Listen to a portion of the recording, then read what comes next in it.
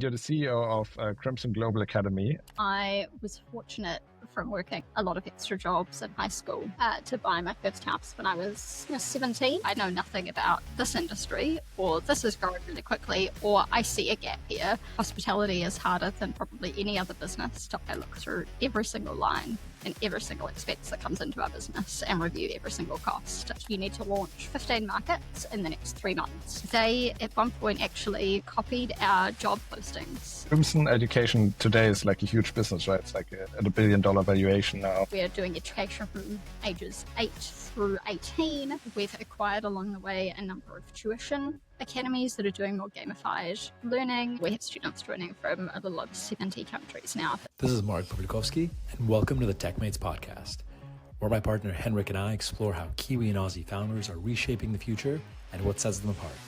Henrik and I have been part of successful companies in Silicon Valley and Europe, and now bring that expertise to partner with entrepreneurs in Australasia. By sharing the personal stories of successful Kiwi and Aussie founders and how they got here, we hope to inspire you to dream big. This is TechMates, bringing an outsider's perspective to the stories of those daring to disrupt down under. Let's dive in. Penelope, thank you so much for joining us on TechMates. Exciting to be here. You're the CEO of Crimson Global Academy. Actually, we just learned it's the 5th anniversary of your first ever class on the day that we are recording this on. So that's April 28th. So congratulations. And we want to learn all about the business, of course. But as always, we want to start with where you got started. So you had a childhood in New Zealand. And yeah, would love to learn more about kind of your early inspirations, your childhood, and yeah, your upbringing, really. Absolutely.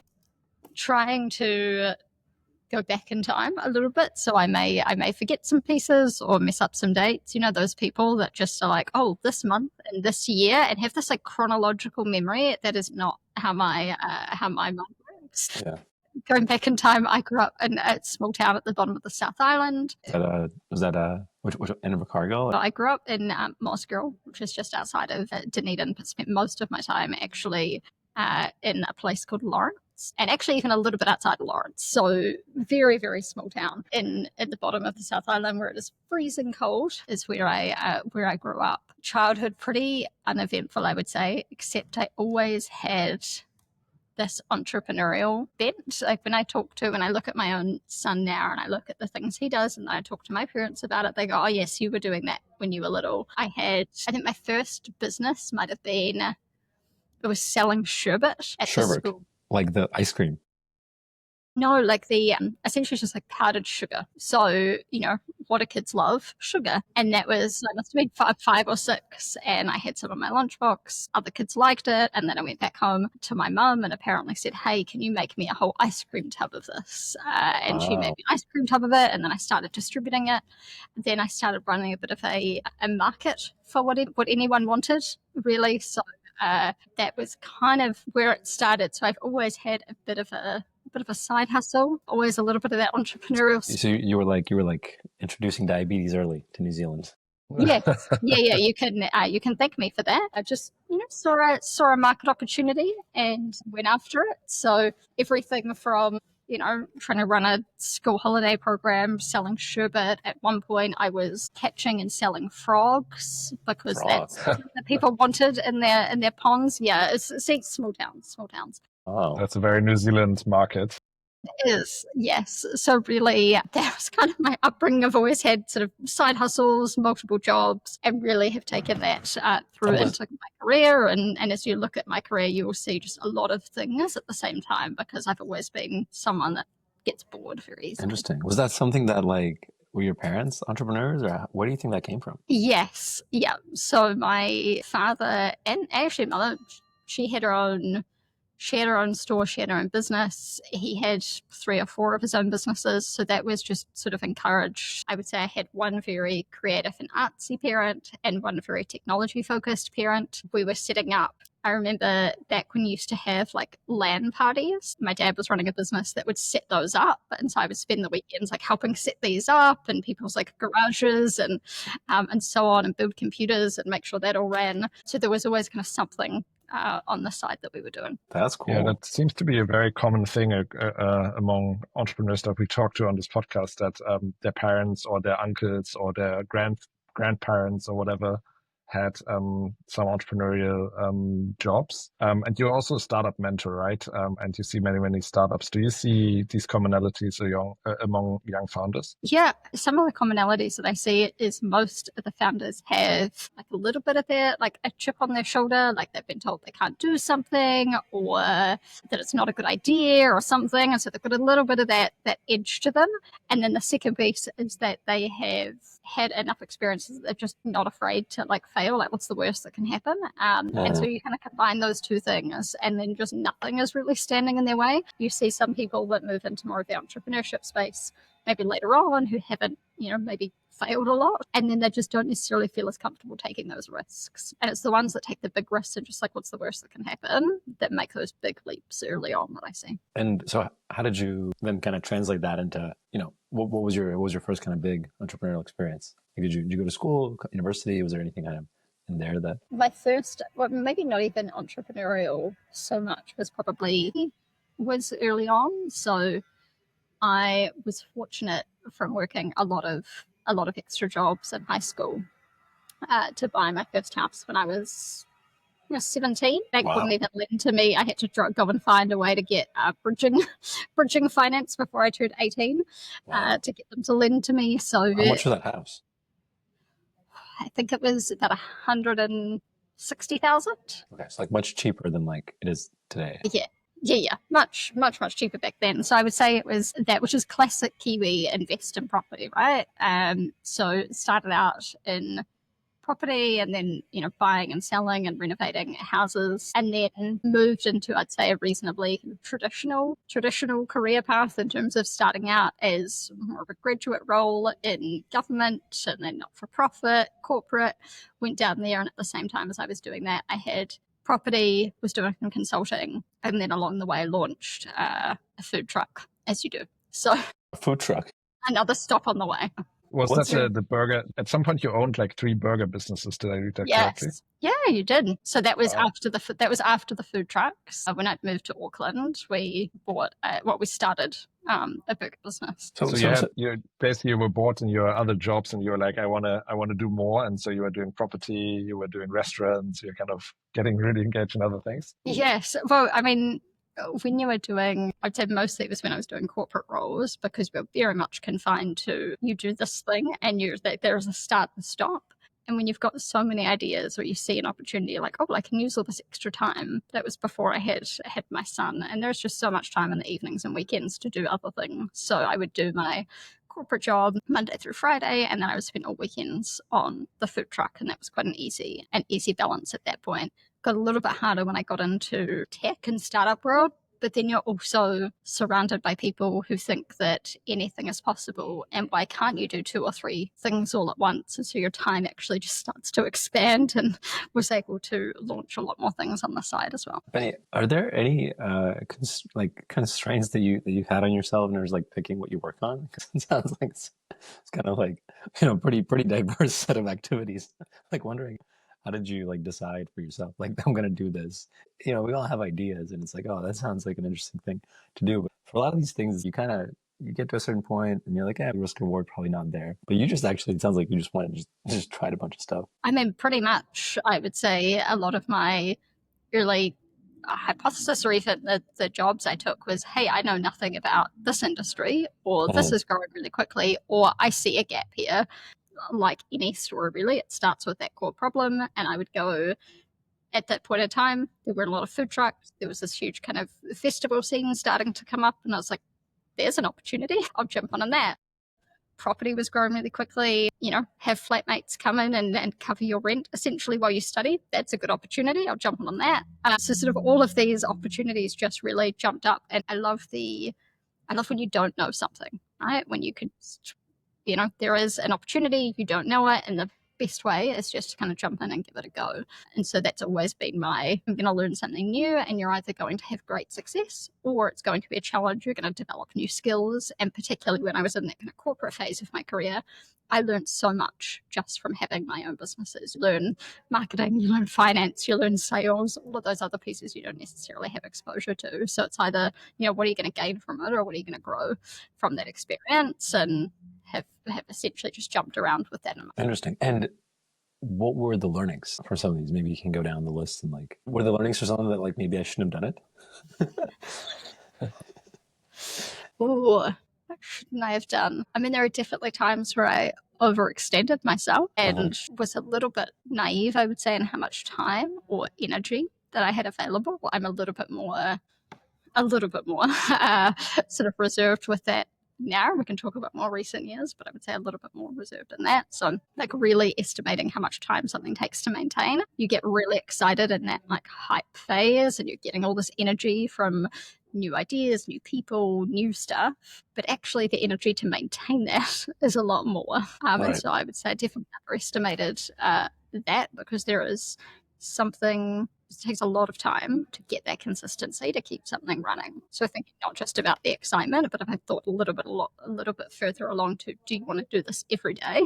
And this is what the client looks like, I probably would have set things up a little bit differently. I learned earlier on in that cold outreach sales, not my forte. So that was earlier on when I was doing. How'd you learn that? From doing straight outbound sales. And so I did outbound sales. And then when I was doing my own consulting and training and development company, I had to go and do cold outreach to get people to attend our training programs, and going, you know what, this is not a strength of mine. When you see people that are perfectly aligned with their strengths, it's just very natural to them. Whereas it would just be exhausting to me as a natural introvert. That would be, I could do it, but at the end of the day, I'd be so wiped out from like 3 conversations of a cold outreach. So that was not necessarily a strength of mine that I learned early on in that experience. I'm trying to think what else comes to mind. What did you learn from the food truck business? That hospitality is harder than probably any other business to operate. From a margin point of view, it is incredibly nuanced, incredibly difficult. When you're working with like 10% margins, every single cent counts. And then you kind of take that sort of mentality and take it into, if you're working in a technology business where you might have a 90% margin to play with, it's very different. So like hospitality is hard. So I would say that's because the room for error is much smaller in hospitality than in you have to have your staffing for any given day down to a fine art of, I'm going to serve this many people with this much staffing, ordering this much food. You can't have any overages. Like that is very, very hard to balance. And also making sure you have a great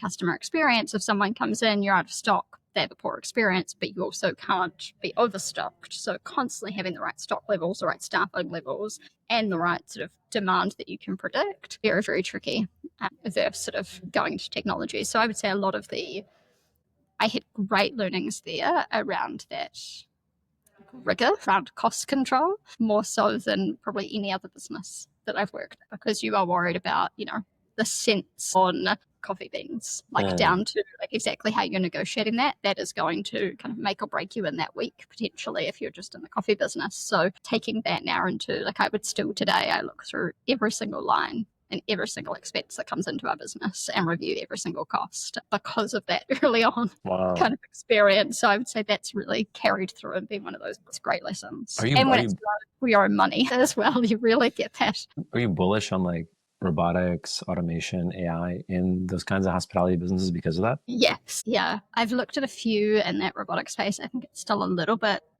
far away. I'd say, probably a good 5-10 years away. Interesting in terms of the really fast casual side and what we're seeing in the States with more of the robotic chefs. But I think huge opportunity coming in that fast food space. It's going to be harder to get more into the creative space, which is going to be interesting for hospitality, because then they'll be starting to compete on originality. Like anything in this kind of space, you're going to start to compete on originality versus just kind of churning out the same, in which the robotics is going to be very good at. And you start to see even that's robotics. Then you think about the AI and automation layer.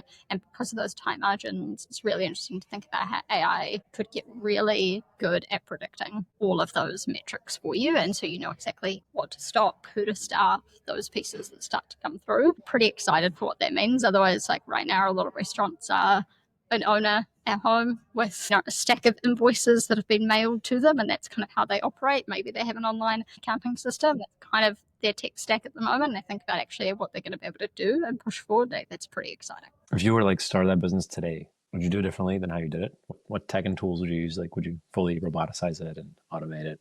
What would that look like? In the food space, it would be a lot more. Even the last one my partner launched, so I'm no longer involved in the day-to-day, but my partner is still, he runs them. The last one that was launched was a lot more self-service orientated. And so that came from a not relying on as many staff and needing to have as many staff on site. So it's definitely leaned more into that already. But if I was launching a business today, any startup business, I would be going as lean as possible for as long as possible. Every day, I mean, you see the memos coming out from, Shopify and the like, in terms of like how we're using AI and try and use AI first. But like right now, if I was starting a business, it'd probably be me, one other person, and you could build something entirely from scratch. You no longer need sort of a team of 20, 50, 100. I think you can get a lot further with just a couple of people. So I'd be looking at every single process being automated from the start, using AI to essentially be your salesperson, be your marketer, constantly trolling your competitors. All of that is possible now without needing to have that big stack team. So at Hospo,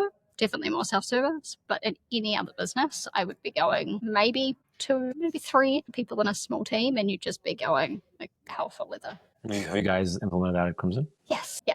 So that is one thing when we've been playing around in the AI space for a couple of years now, really in how we're implementing that within the school, but then also how we're implementing that internally. We've still got a ways to go in terms of that space, but we spend a lot of time looking at different tools and how those can essentially augment the roles that we have today. And I'm already expecting, and it's something we talk about often as a team, we're not going to continue to just kind of scale our headcount like this. We are expecting we're now at that point where it should just be AI plugging in rather than needing additional roles. So I think we're at about that point now. A little bit more tricky though, because we are in a services type business. We are schooling. There is a face-to-face component, but for a lot of the other elements of it, that can already be augmented with AI, and eventually over time we will see that AI comes more into the education and more into the classroom experiences. Just before we go into the kind of details of the business, just curious, you had a few different HR roles, and then you joined Crimson in 2017, is that right, as a chief people officer? Yes. The more what attracted you to the business? I mean, so many things back in 2017, and the more accurate title I would say today would be chief of staff. That was very much it was chief people officer, but at one point I had marketing, I was managing business units, I was helping on the first budgets. It was really a mixture of everything. So what you would how big was the team at that point? I joined when the team was 40. It was roughly 40, 3 markets. And part of that attraction was when I met Jamie and Chandra, the founders of Crimson Education, the overall company.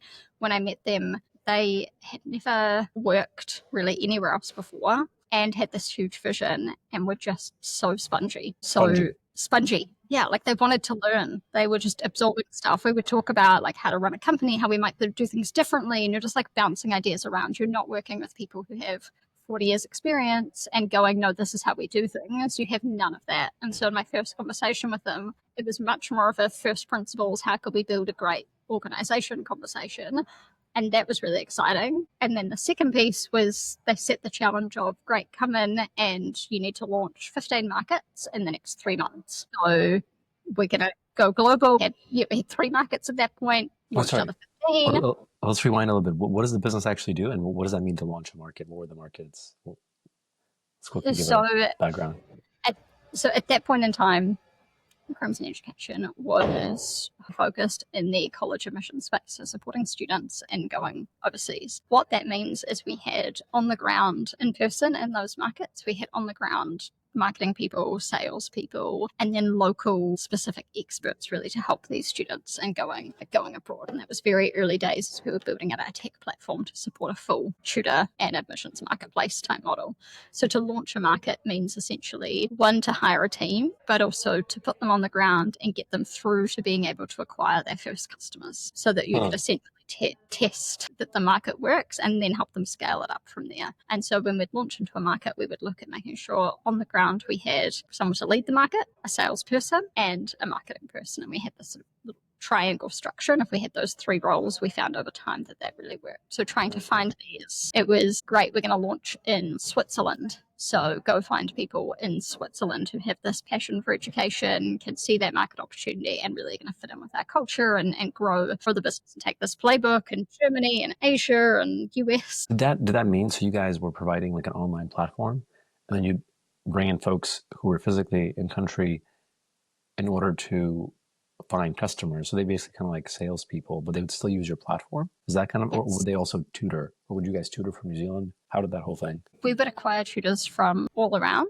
and that would include in that local market. So there could be a mixture of part of that value prop is getting access to global experts. So you may be on the platform working with a former admissions officer from Yale, for instance, but you're based in you're based in another country. Then you might have a tutor that is in another country. You might have someone supporting your applications who's in another country, like really figuring out like the platform that we were building was facilitating all of that matching, all of that personalization, and essentially how students could join to get their outcomes. So we were building that tech platform, and then on the ground you have essentially your go-to-market team. So they're acquiring local customers, but then also personalizing the product and services enough to resonate with that market, because every market is going to view your product slightly differently and how you need to sort of tweak what that looks like, or the level of services provided relative to what your competitors are, or what's already in the market or what's been seen in the market before is all different. So I'd say it's kind of go to market and a bit of product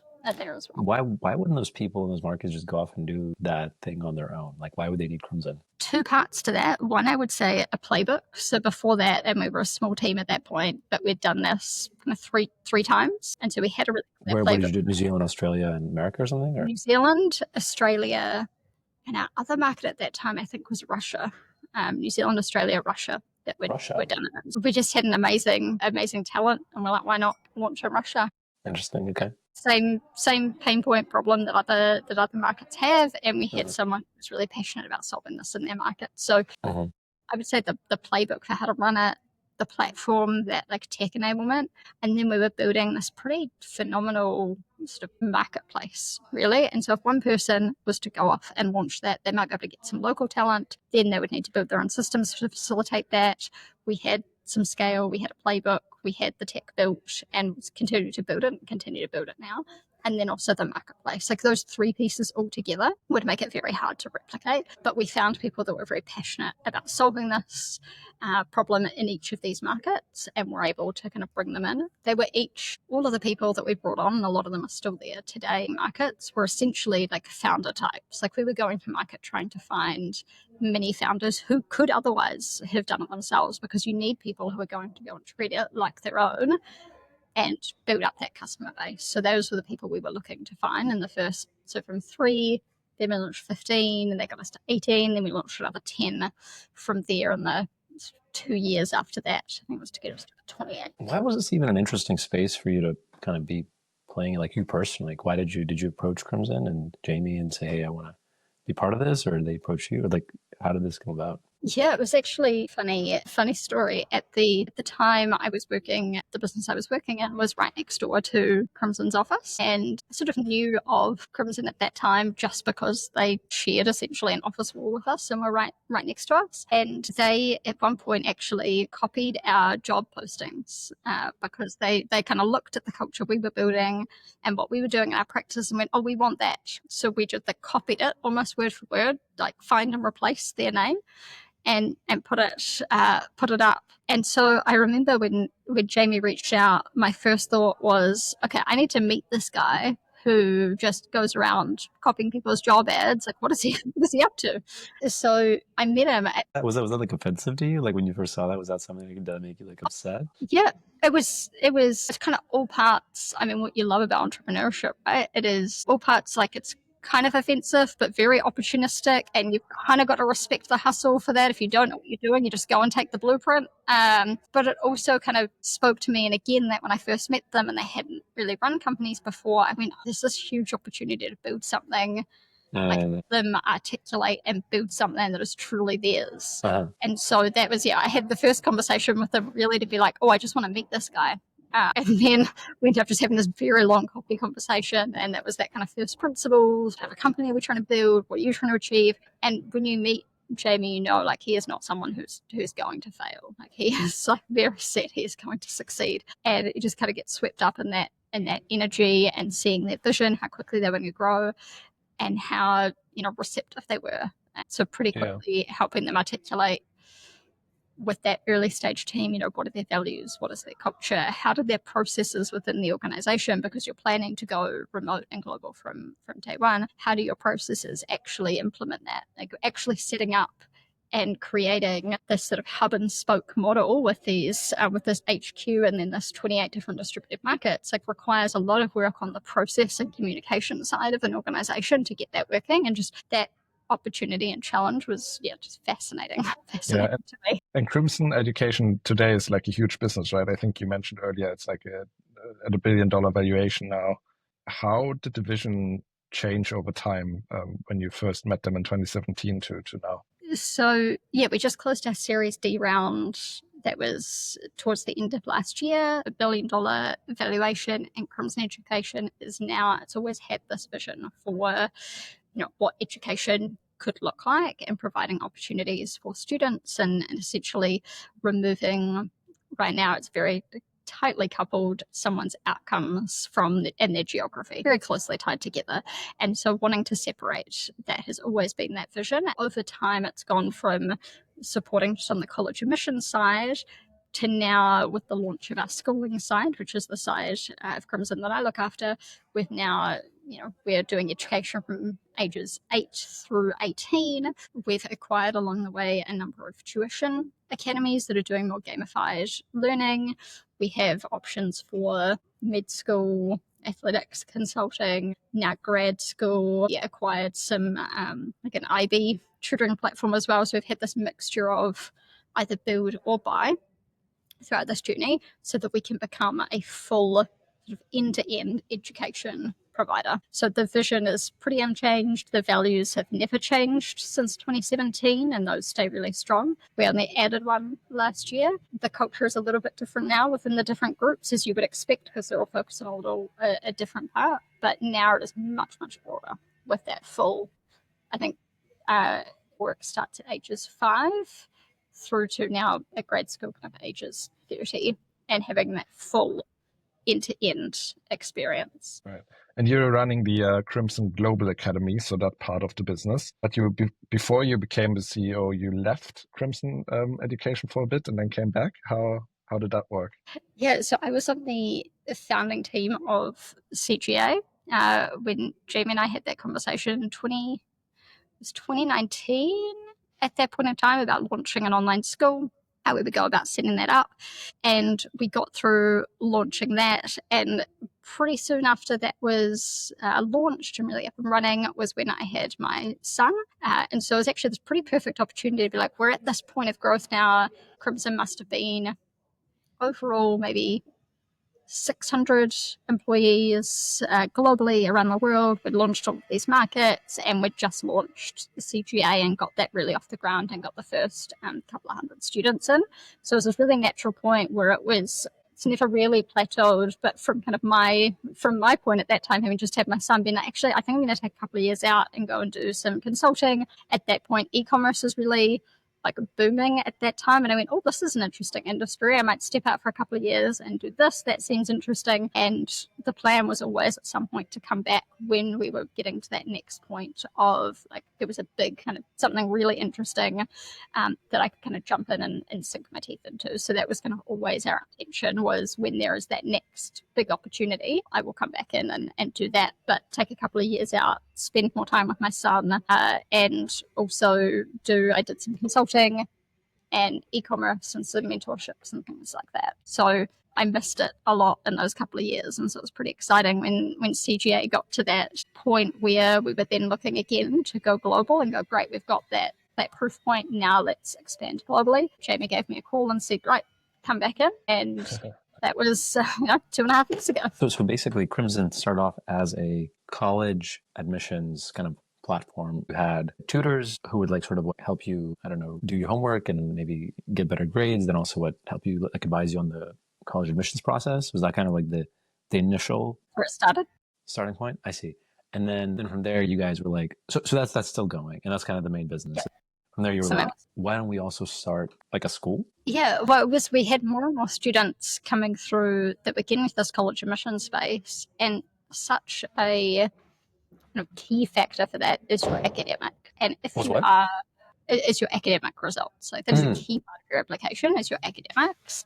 And if you are in, let's say, rural South Australia, you may not have access to an international school or really kind of quality academics. And that's really going to dictate your path from there. And so we've seen more and more of these students come through. And the US has a pretty consistent track record of the last 20 years of online schools. And so we looked at what they were doing and being able to broaden that access. And then we had so many of our students coming up that were kind of running into this challenge of, I actually don't have access to a great school near me. And we know that then is going to impact them in sort of the 3 years that follows. So we first started as we launched into the online space and we started just doing the last 2 years of high school. That's really where we were seeing that pain point of students coming in as they were getting into the last 2-3 years of high school. And was that only in New Zealand, or was that New Zealand, Australia, or globally? Or so we saw it globally. We launched first in New Zealand because that's where we had our larger team at that point in time, and we were able to work closely with the Ministry of Education here to launch the first online school. So that was a nice partnership. We were able to get off the ground and figure out our way forward and how we could open an online school. So we started in New Zealand, and now it is global. We have students joining from a little over 70 countries now for these live classes, but it started as the last 2 years with this very clear pain point from Crimson Education and what we were observing. And they completely leave school. So they leave regular school and they just do online classes. Yes, we are fully accredited. You will get a diploma or you would do the international A-levels. Like, it is a registered school. So that you can do that. You can do that as and just do it all online. You don't need to actually show up somewhere in person. Yeah, fully online. How long has it been around? I thought my understanding of the schools that you had to go somewhere in person. Is this always a thing? I thought I would have wanted to do this when I was a kid. Yes, it has always, well, not always been a thing. Yeah, largely about 20 years in the US, which has helped them with just, I guess, the overall sprawl that they have in their states and being able to provide that access to education. But when we launched in New Zealand, we were the first school to do it. But it is 100% distance. We bring students together for meetups, community events, shared interests, things like that. But you were doing your entire schooling week online from home. And what kinds of students usually, because I assume a big part of, high school is basically friends, right? And being around your friends and hanging out and doing stuff together. What kinds of kids join this online only school? So it's interesting you should say that, because I hear that a lot, and my sort of prompt back to that is right now that works under the assumption that you can make friends based off essentially a 10-mile radius of your house. Who is to say that's actually the best friends that you can make, or that you even make friends in that environment? Whereas if you are making friendships based off shared interests around the world, you are actually building, when we speak to our students, they are building long-lasting friendships that are kind of translate no matter where they are. So just starting to think about that a little differently, because when you start to think about their concept, you're yeah, why would I? It's you just shove kids in a room and be great, be friends, find someone to talk to. Yeah. That's not always going to be the case. So largely, though, we have 4 groups of students that join us. We have students that join us looking for academic acceleration. So we stream by ability, not age. So we have one of our students graduated high school with us at age 14 and then went to med school. She did all of her school and went to med school. In New Zealand? In Australia, she was 14, and then I think she did another couple of years. So I think she would have gone to med school when she was 16. Wow. So she sits in this academic accelerator camp. We have gifted students. We have students that might just breaking the kind of current traditional model, which is you are aged 11. You will study these subjects at this year level. We've gone, okay, what can you do? What is your ability? And you might be 2 years ahead in maths, but at this level in English. And so we allow that mix and match and really place students with how do you screen ability. for that? Do you have a bunch of tests that people need to take? Yeah, diagnostic testing. Yeah. and then testing once someone is in to figure out the best placement for them over time. So we have that kind of academic acceleration that brings a lot of students to us, students who are looking to go overseas that might need to take an international curriculum. We have a lot of students who are athletes, performers. So we have equestrian students who spend the daytime kind of out on their horses. We have race car drivers, gymnasts, figure skaters, Wow. snowboarders. Like there is this whole pool of students, musicians that spend their days training, and that is what they want to do. And so they fit in their schooling and do schooling in the morning, go and train, form, and then come back on in the evening to finish their schooling. So like that works really well for them. We have students that are rural, don't have access to school. We have students that join us because they are traveling. We have a number of families that are traveling around the world, more nomadic work, and so their kids can come with them in this model because they can join. Pretty much we run classes nearly 24 at this point. And then we have a number of students who just join us because they're sort of disenfranchised with the current schooling system. They might have experienced bullying, social anxiety. They don't want to go into that physical environment, and we can take away a lot of that pressure in an online space and then just focus on academics. So there's a very broad range of students. How do you make up for the physical interaction? I mean, again, I think that's a big part for many people. You know, the reason I went to school was basically to see my friends, right?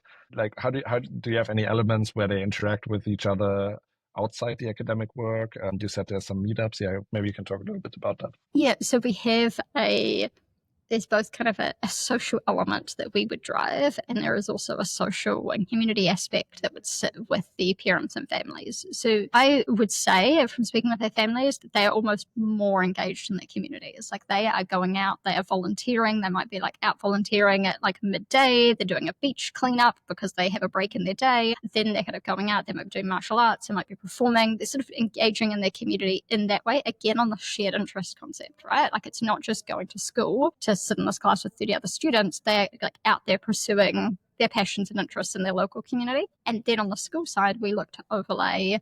We have sort of online social events, and then we also have in-person meetups. We have school camps. We ran one last year in Vietnam and another one in Nelson, New Zealand this year. We have meetups in Japan. We have families that are traveling the world, and we organize meetups as they spend time in different cities. Kids were at the Smithsonian last weekend. So yeah, we're always trying to kind of overlay this community aspect at the same time as parents are overlaying and students are really driving that community aspect for themselves as well. And do you think this is would you say this model works better than traditional schooling, or would you say there's just a certain group of people for which this works better? But like the majority of people would still be better off going to kind of a physical school, you know, spending the majority of the day together. I don't know if I'd say the majority would be better off. This is absolutely like if it's a model that works for you, you absolutely sort of thrive in this environment. I'd say it's probably a mix. What I would like to have is for this to be more mainstream, so people are actively making that choice. This is not seen as alternative or in the minority. This is just you have these two great options, or even where I see the future going is more hybrid. You can choose. You want to do 5 days in person, 3 days in person, 2 days in person, the rest online. Like that's where I expect it's going to move to next. And that's about that full choice for families and figuring out what works best for their family and also for the learning outcomes. Does your son do this? He will soon. So we start at age 8. He is 6.5 now. But I would love to move into it a little bit. But you said it's by ability, right? So like if he tests into the... He's not quite at that level yet. But in maths, absolutely. And so I've already actually, I've lined up some work from on that side to get started there. But the rest of it would be a little bit tricky. He will, absolutely. I mean, that's one thing that I'm always thinking about. When you think about problems to solve, problems that you're passionate about, is like, how am I building education that's going to serve my son? Because of how he engages with technology right now, there is no way he's going to my school. Interesting. And high school right now, it's just, he's going to be so bored. Wait, can you tell me a bit about how you raised him? How does he engage with technology? What was your kind of approach? I mean, from when he was, I think has probably realized as soon as he could really talk in English, maybe about 3.5, 4, he would walk up to, Google Nest and be like, hey Google, and ask it questions. Now he has Siri for the same thing. So he would ask maths questions. If he wanted to know something, he would go ask it. If I didn't have the answer to something, he'd be like, why don't you just Google it? Now he would ask AI for that. I built him last year a little personalized AI teacher that can help him on more of the math side. So he does that. He does all of his coding on his tablet and builds little platformer games. If he finishes a puzzle or some kind of learning thing, he would then expect that it would kind of come to life in augmented reality. Like that's normal to him, that he would then be able to kind of experience that. He like this kind of blend between kind of physical and virtual worlds to him is just so seamless. So last year we were building a virtual campus for the school, and he was helping me build it because again, he was just like, oh, this makes sense. Why wouldn't you? Like, let's create a teacher's lounge in VR. And so he was sort of giving guidance on that. So sort of like voice, AI, augmented reality, that to him is just normal. He goes into a physical school and it's just workbooks. I can imagine him being like, why do I need to do this? Or how is that kind of reinforcing it? Very different to him. So are you homeschooling him, or is he like, who's kind of engaging him in all this stuff? Is he doing it by himself, or like, how do you? It's a mixture of,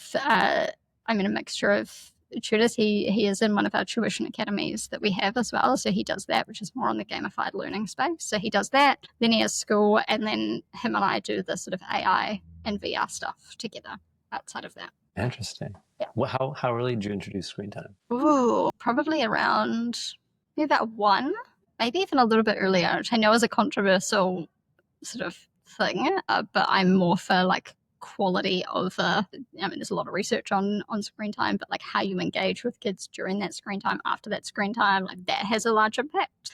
I mean, kind of as early as I can remember. He sort of engaged. What exactly was he doing at that time, like on the screen? I mean, watching videos, doing puzzles, like every new EdTech app that would come out, I would sort of download it and have him kind of testing it. He's been my little like beta tester for every EdTech app I can find online. So the like learning to read, the maths ones, the coding ones, like anything I can kind of chuck on his tablet. I'm like watching him engage with it and seeing how he interacts. That's cool. Yeah. And so do you see Crimson as kind of like, so it's really interesting, right? Because I really resonated with that idea of like, an athlete or somebody who's a very kind of high level of their hobby or sport or whatever, doing school kind of like on the side almost. Because I was a page for a summer in the U.S. Congress, and like they have this like page school. So if you do it during the year, you actually like have like, I don't know, like 1 or 2 hours of school, and you like basically you serve on the House floor like the whole day. And then in the evening, you come back and you do a little bit of school as well. And so you're basically kind of working starting from the age of like 16. And I thought that was like a very interesting model. And I guess for like pro athletes and actors and like folks who like get started early in these kind of things, that they need a way to, I guess, to do school, right? Like in their free time. But do you see Crimson as like a way, like the Global Academy as a way to like help really kind of supercharge kind of like the prodigies? Or is it, do you also see it as like a way of like, because I guess you can also think of it as like a lot of kids are being held back by the school system because like they're kind of taught to the average and whatever.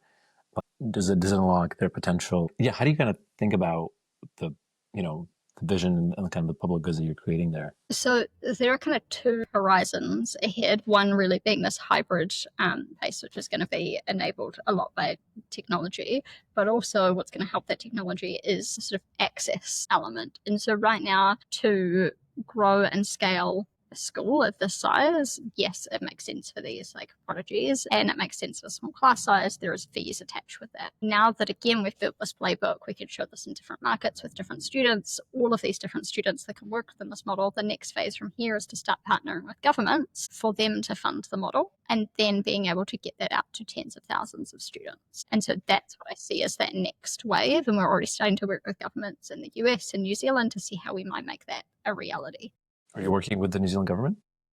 Yes, to see how we might be able to bring that to life and make that accessible to everyone across New Zealand, and that's government funded. And so again, that mainstream, you can choose public school or, this online, and that's sort of interchangeable. And that's where I expect we'll be moving to. Do you worry that like the best kids will go and do things like Crimson, and then like the public schools will be left with like the kids who are sort of underperforming? No, I think there are students who are going to, I think what this creates, one is choice, and then the second is to find the way that best works for you. And it might be that those students work best in that model, or it might be that they work best in our model, or it might be that it's a blend of both. And so it could be that they've got a fantastic, let's say like local science teacher and they want to stay in that school and do science there, and then they want to join us online for other subjects, how do we facilitate that model? And so I don't see it as an either or. It's like choice, preference, like what's going to get the best outcome, and how we can partner with schools. And we've been partnering with schools in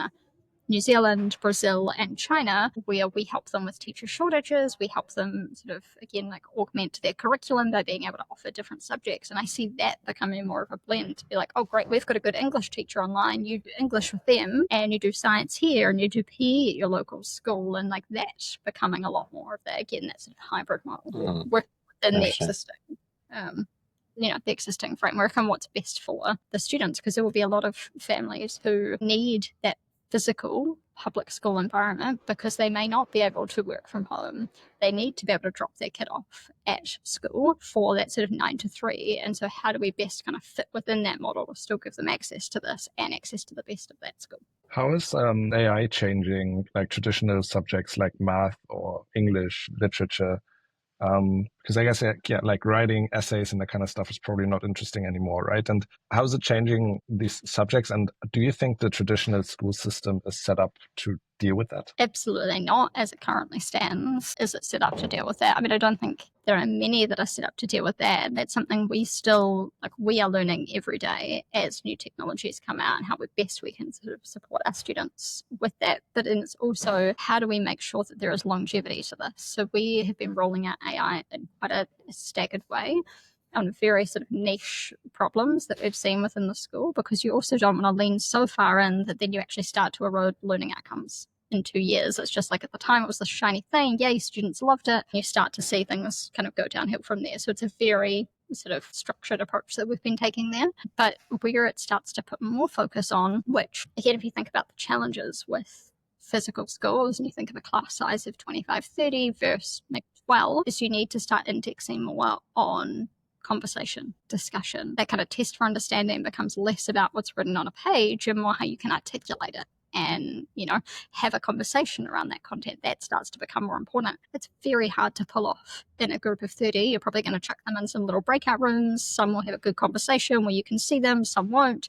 Class of 12, everyone's essentially sitting around like one table and you're having that conversation. So that's one way that we're seeing already, is starting to look at more of those assessments, conversations, what's the pre-work before class, and then how are they coming in and discussing and debating content. And reliance on that. on that point, right, like how do you think about education more generally? Like I think this traditional structure of like there's a teacher kind of transmits knowledge down to the students, like is built for an era where you had kind of constrained knowledge, right? You can only find knowledge in a textbook or in a teacher's head. Whereas now, like you no longer have that constraint, and you frankly kind of don't need school in the sense that the way it was built and envisioned to transmit information to you. You can watch the best lectures on YouTube, and you can build projects yourself. There's really no barrier now, right? So like, how do you guys think about that idea, and like what is the purpose of school, and how do you work within that new paradigm of information is no longer like? So when you think about that and the sort of diminishing return on some of that information, what starts to become really important and where we would index more on is critical thinking. Like, how do you find information? How do you know that's the right information? Why should you trust that information? And being able to really start to discern that, and even more so with the kind of prevalence of flooding of fake information across the internet, right? Like you just think about like critical thinking, ethics, is two of those skills. You think about presenting, building relationships, like more of those softer skills, that starts to become a lot more important. And so we think about one through our assessments, but also how we're teaching, how we incorporate more of that. So it is not just a, rote learning type model, which is more of that traditional method. We're constantly looking at how we adapt for that and focus more on the skills that they're building along the way, and how do we. So when you structure like a math class or like an English class, do you structure the outcomes in terms of skills learned? Or like, do you have tests, or like, how do you assess? So it depends on which curriculum, which again comes back to the crux of, I think, education and how we have built it is ability-based, it is student-driven, and it is flexible. So we have two different curriculum that we offer. One is more project-based, and one is the international curriculum, which is more exams-based. And again, that's what works best for the student and how best they're sort of presenting those outcomes. And for some students, it might be more exam-based. There are still internal assessments along the way, which are more of that sort of like oral discussion and a mixture of different tests for understanding and different methods that you'd use for that. Or it might be that it's more project-based and you are doing your maths through like building your own business. And we're looking at actually how you've ticked off those maths learning objectives through building your own business. So like we have two different pathways for that, which again is that crux of like, where is the student at? Where do they want to be? How do we help them get there? And then the best flexible outcomes. So we have the international curriculum, we have the US curriculum, which is project-based, and then we also have different learning modes. You can take that in live group classes, you can take that one-to-one, or you can take that asynchronous in some cases, or you could take a mixture of any of those. And then we have 3 different virtual campuses, which dictate the timetable and time zones that are available, which again is like ability, flexibility, is at that crux of everything that we do to drive good outcomes, and we've seen incredible result from our students under that. Have you ever read The Diamond Age? No. It's this book by Neil Stephenson. He's the sci-fi writer, and he writes about this world in the future where there's this kind of unequal society, and like the very rich folks, they give their kid this basically kind of AI tablet called like the primer. This thing learns about kind of what you are from a very young age, and then like kind of teaches you very like exactly how you'd imagine like the best personal tutor would do across everything, right? And the crux of the story is like one of the kind of like poor kids gets a tablet and then like becomes like a genius and like takes over and like changes the society. I guess that's sort of, when I was doing kind of at tech companies, that was like always seen as the holy grail of ed tech, is like this sort of the young lady's primer is what it was called. And people thought it was the iPad for a while, right? Where like you could just give kids this thing and like they could go and like create worlds in Minecraft, build websites, they could do whatever they want. And now AI is taking that to a whole new level. And you mentioned, your son interacts with like Alexa and Siri and stuff. Do you see that at some point you kind of don't need an adult kind of mediating that experience? Like at some point AI, and I think we're very close to that, just gets good enough where like you just give your son that tutor, and like that tutor just like is exactly tailored to him or her, kind of always on. You don't need to like go to class at 6 o'clock or 5, whatever, like at a certain time. It just like does it whenever you want to, and like pushes you and allows you to explore any interest. At that point, like, what's the point of going to class or even having like even if it's online, if it's easy? Yeah. I mean, I think that's where you'll start to see there are some subjects that I see that becoming quite straightforward for over the next, like, absolutely, I think we will have that in the next like 5 years. At this point, there is still a lot of flaws. I mean, you think about the environmental impacts, you think about how those models are trained, the bias within those models. Like, I don't think we're there yet, but I love the idea of being there. And I think probably in the next 3 to 5 years, we will absolutely have AI-driven like teachers working in proper, the ones I've seen right now. So, a lot of uproar from students on them. So I don't think we're quite there yet, but absolutely, I think we will get there. And then school will become more of that.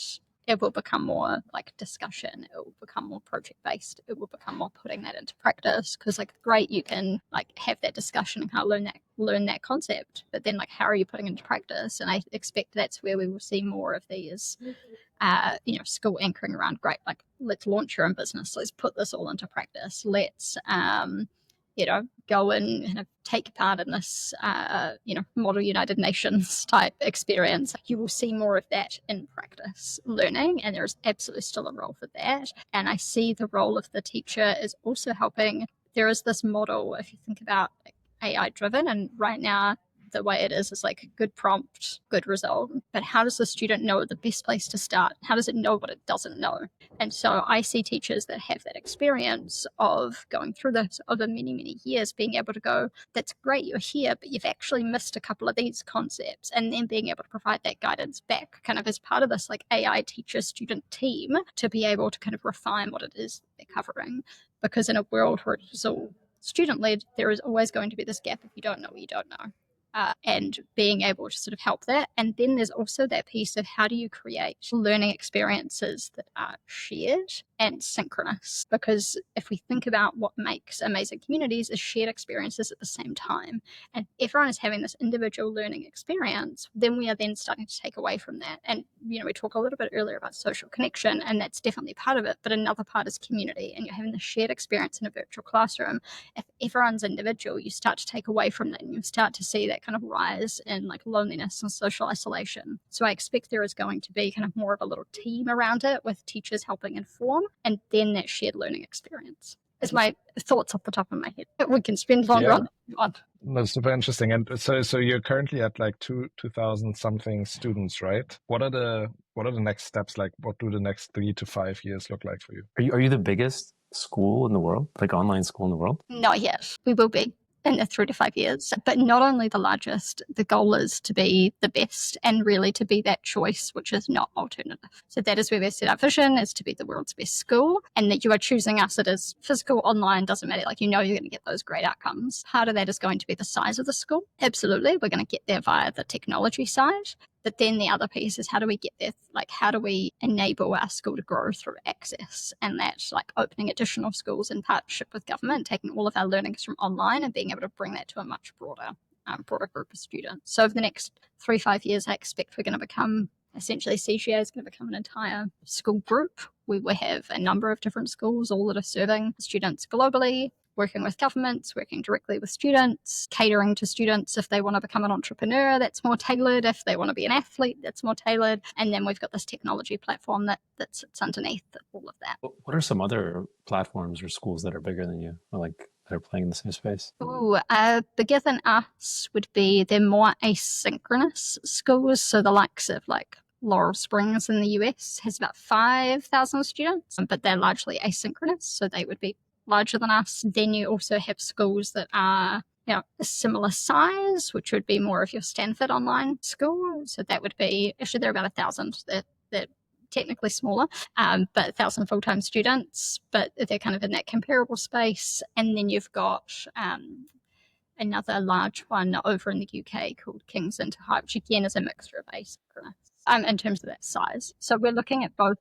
like size and scale, but also outcomes alongside, because you don't just want to grow for the sake of it. You want to make sure that you're still getting those outcomes. And so we have some pretty, tight numbers around things like our class size, the number of teachers we employ, things like that. So I expect we will get to around, in CGA, we'd expect 4,000 or 5,000 in the next kind of 3 years for that school, but we'll expect to see a lot of other schools spinning out, hopefully, with how do you find interactions with government? I guess where I come from, I don't think the government is even interested in changing the model, even though it's terrible and hasn't changed for 100 years. But do you find when you speak to the New Zealand government, to the UK government, they understand what you're doing and they see value? Definitely. All of our conversations with government have been really positive. It's just, it takes time, which is why I say this sort of 3 or 5 years, because I expect genuinely to get that off the ground. It's going to take another couple of years of working through that legislation. Right now in the States, every state is kind of in a different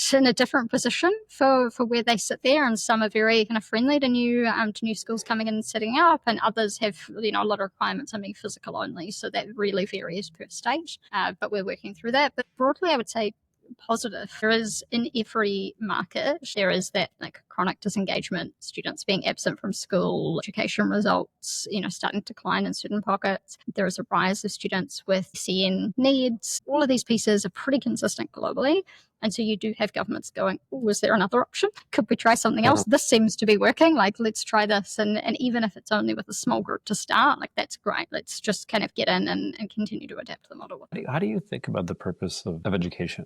Because, like, again, I kind of go back to, like, the idea of education in the beginning was just, like, to train factory workers, right? And that's why you had, like, bells, and you had, like, very set, like, schedules. And you were basically taught kind of a little bit of math, a little bit of reading, so that you could follow instructions in a factory, right? And you're meant to kind of, and I think later you kind of introduce a little bit of like civics or whatever, history, to kind of, again, get everyone aligned around like, we're all, and I'm talking about from like the American perspective. Yeah. At least in America, that's how it is. And so there's a very, very clear kind of purpose. You need folks to come out and be like factory workers on the assembly line, and to also kind of like, generally be kind of patriotic. In today's world, like, again, kids are growing up in very diverse, different kinds of environments. You can consume any kind of media. If you come from a different culture, you come to a place like America or New Zealand, you can continue actually like being fully within that media space without integrating locally. You don't need assembly line workers anymore. Like, you can, again, just be a TikTok creator or a developer or like, right? So it's so different the world that we live in now from the world the standard kind of education system was built for. What is the kind of and like you can and sort of say like, oh yeah, we can improve it by like making it, going online, and that means you're X% more engaged, or you get X% more kids, not skipping school. But fundamentally, it feels like the fundamental kind of idea of education is kind of created for a different age and different time. So from your point of view, what is kind of the purpose of what you're doing comes in? So, I mean, there are so many threads within that. I'm just trying to think about like where to, like what to kind of pull on first. I think there is always going to be this element in terms of that, like purpose of education is creating still like shared understandings within like communities and countries, and like the history that we cover, what has happened in the past, how that past informs the future, the skills around critical thinking, the stuff that we could say right now is not necessarily being tailored to, like, I think the intention is still there, which is like, how do we help students to like give them a structure for different ways to think? How do we give them exposure to different perspectives? If you didn't necessarily have that, you could absolutely kind of grow up in your own bubble without that sort of diverse perspective. And so I think the intention is still going to be there for that shared understanding and a structured way to get exposure to different parts that will help kind of inform your thinking and what you go on to do. Right now, the way in which, and I still think for the next 100 odd years, I mean, we will not be here, so maybe someone in the future will find this and can tell me I'm wrong, but the way in which we still engage with the world is largely still like reading, writing. Like that is still the way in which we engage. And so those core skills, I would say, are still going to need to be taught. That's not necessarily going to change. But So I push back there on are that, some right? pieces that I think are like may not change in the time frame that we're talking about. And then I think there is still like a structure around that, like thinking, shared understanding, like those kind of softer skills. I think it'll pivot a little bit, but I don't think you'd go, why do we do it all together? I mean, I push back on that a little bit in terms of, do they need to be taught, right? Like, because in my experience, kind of working with kids, if a kid's really excited about something, they're going to figure it out on their own. Yeah. And it's more just about incentives. And like, if you put, I mean, there's kids who like get excited about building stuff in Roblox, and then they realize, oh, I can make games, and then like they just become Roblox millionaires because they make like games that like take off, right? Yeah. But I see what you mean. So I think in terms of like, I am an expert, I teach you something, I think that concept, absolutely, like we can throw that out the door pretty soon. But in terms of, again, like a structure to how you might cover things, actually being able to say like, great, you love Roblox, here is the outcome we're looking for, and you find the best way to get there. You're learning while you do that. I think there is still going to need to be that sort of like push and pull dynamic in education to help that kind of understanding. But the I am an expert, you do things this way, absolutely, like I think it needs to be. And we, like, part of our mission is around like igniting a passion for learning in our students. Like, actually, how do you get them fired up about learning something? How do you build that motivation? Because that's going to get them a lot further, not just in covering any content, but in life. So how do we do that? But don't kids innately have a love of learning? And it's more just like beat out of them by the standard education system? Yes, over time, for sure. Like if you start with a kid who's like, 2 or 3, they are like curious and wide-eyed and they are creative, and absolutely, then they are kind of like pushed in sort of a different direction, for sure. Yeah. But I mean, to get to a model which is like fundamentally different, like I just don't think we will get there in the 100-year time frame. But absolutely, I mean, one thing I've been thinking about, which is why like kind of what my son and I do in terms of the education space, is like different ways for him to, like, things that he's very excited about that's going to kind of help him learn. Like, how do we start even younger? I think if you could start even younger, then you'd have like a really good shot of being able to, potentially even throw some of these concepts up. Do you think it's important today for kids to go to university? So I went to Princeton, or Jamie went to a bunch of Ivy League schools, and I honestly, I don't know if there's value to it beyond the network, beyond meeting similar peers. Yeah. Beyond that utility, I don't know if there's value. But then the question is, well, can you meet those people in a different setting? Yes. Yeah. It's funny. I was having this conversation maybe a couple of months ago. Someone asked me the same question, and I expect that in that higher ed sector, there is just a huge wash that are going to get cut out of that market, because you're no longer going there to study content and how quickly jobs are changing.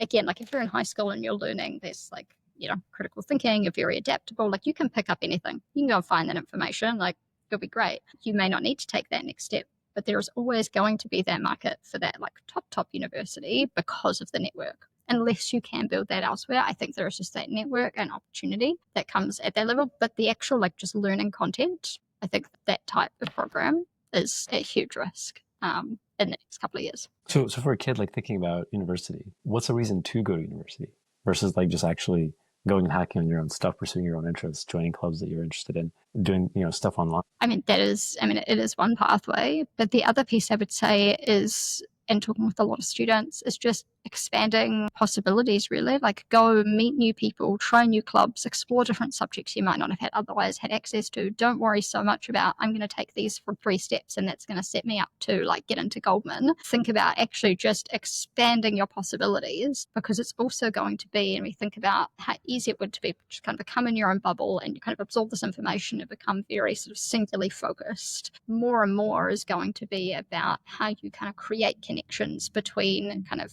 unstructured or sort of different disciplines. And so right now I'd be going and just making the most of kind of just that exposure, trying all of the different things. You may find that actually what you're learning in computer science and then what you're learning in law, and you're already seeing like legal grads starting, they're asking for legal grads who have computer science experience.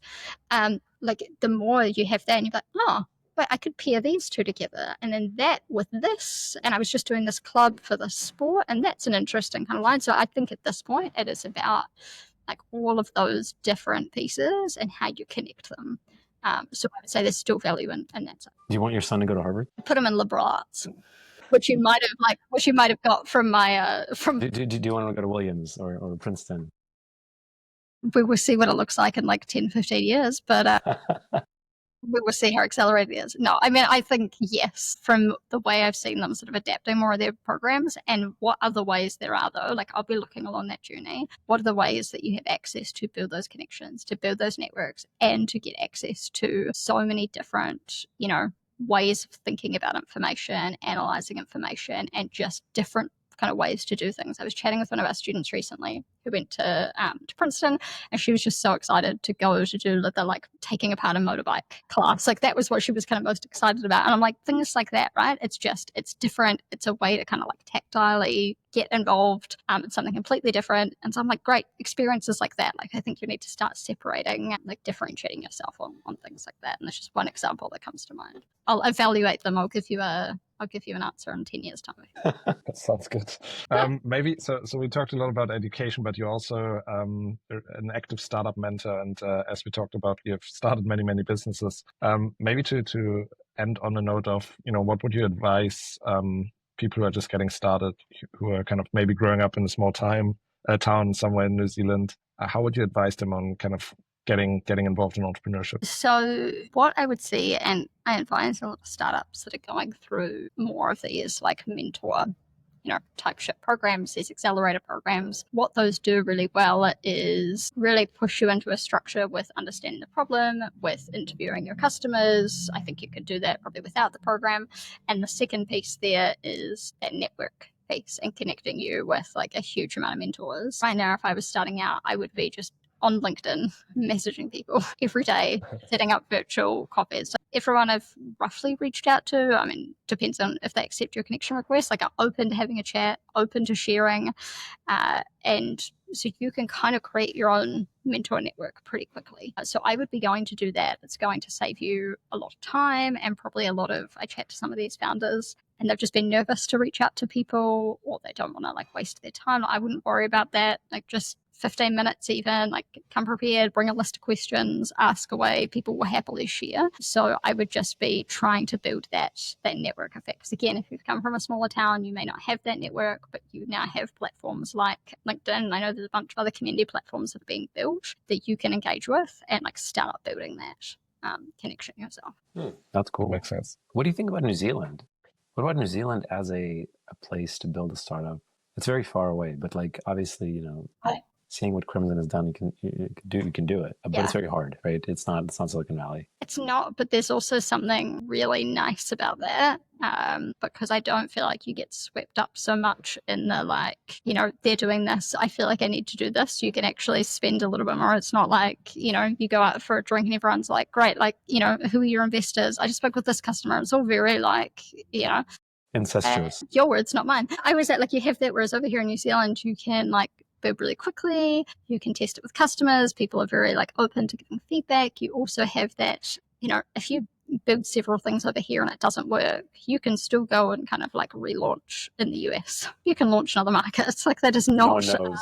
Exactly. So I feel like you've got this really nice kind of like creative playground over here, and we're seeing more, Americans and investors and stuff spending time over here, so you can still have access to that great network. I always like to go, when I go over to the States, I go for sort of like a 2-week stint and try and like line up as many people to chat to. It's great in short bursts, and then I like come back and I put my head down and I build stuff. And I think New Zealand's great for that, just like getting stuff done.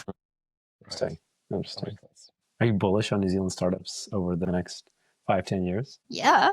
Yeah, just the kinds of startups and industries. I mean, it's hard, right? Everything right now, and I was saying to like everything right now is an AI startup, so it's a little bit hard to kind of like figure out in amongst that the specific industries, because they're all just solving kind of every problem for everyone. So I don't have any kind of immediately that are coming to mind, and that might just be biased from like having seen a bunch of just kind of AI rappery things in the last week. But I think there's some really interesting stuff that we're doing here in like the space side. Then I think kind of our advantage in the like agri-tech arm is also really interesting. Like we just like that is our bread and butter. So how we can actually build that here. So it's like space, agri-tech, sort of two industries that are particularly interesting. And then I see education and other kind of services type businesses that are using like technology. Recruitment, I would say, is largely being kind of services and hasn't really had much disruption. I think that's quite interesting as well. So those are 3 kind of verticals at the moment that come to mind, and I'm probably going to think of a handful of others and feel bad that I haven't specifically named them after this call. Well, there's also, I mean, maybe to give you some kind of like thoughts, there's also the whole like film, right, industry, like with Weta and a workshop, and I think industries kind of spun out around that. That's maybe one that, yeah, I mean, B2B SaaS, we were also kind of seeing like all the, kind of folks who did kind of the first generation B2B SaaS companies now starting kind of second generation B2B SaaS companies. And a lot of them like AI enabled and empowered. I think what you were saying about New Zealand kind of being it's a very high trust society. It's very easy to like go and talk to folks and get them to test your stuff. And so like, it's easy to like get testers tell you like what they don't like, sell to them, right? Yeah. But yeah, mostly, yeah, that's kind of, we agree with pretty much everything you said. So that's cool. Yeah, I think that fits very much with what we're looking for. Yeah. Thank you. Thank you so much for spending the time with us. Really fascinating to learn about what you're building. And yeah, hopefully we'll see Crimson grow and we'll follow your journey. Thank you so much for having me on and asking some great questions. And now my mind is going to be worrying about just like the philosophy behind education as a just a... Yeah, that's what you should be thinking about all the time. I do, especially. I'll send you some more thoughts after this. But no, thanks for thanks for the chat, guys, and great to connect. Yeah, great to meet you. Thank you. So much. See you. Thank you for tuning in to TechMates. If you enjoyed this episode, be sure to subscribe, leave a review, and share it with friends. We'll be back soon with more stories of Kiwi and Aussie founders reshaping the future and disrupting down under. Until next time, keep dreaming big and daring to disrupt.